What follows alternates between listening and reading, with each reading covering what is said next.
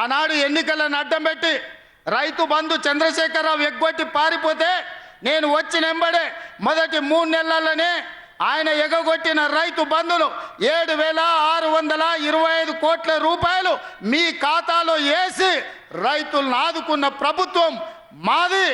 మీ ఖాతాల్లో జనవరి, ఫిబ్రవరి, మార్చిలో రైతు బంధు నగదు పడ్డది. కాంగ్రెస్ వచ్చినాకంటే ఓట్లు మాకేయండి.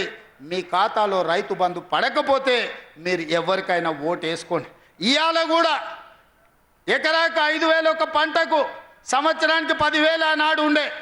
ఇవాళ మనము 10,000ను సంవత్సరానికి 12,000గా పెంచి రైతు భరోసా పథకం కింద రైతులను ఆదుకోవాలని ఇవాళ మీ ఖాతాలో పైసలు పడుతున్నాయి. 3 ఎకరాల వరకు రైతు భరోసా ఆల్రెడీ పడ్డది. భవిష్యత్తులో మార్చి 31 లోపల మీకందరికీ రైతు భరోసా పథకం నిధులు మీ ఖాతాలలో వేసే బాధ్యత నాది.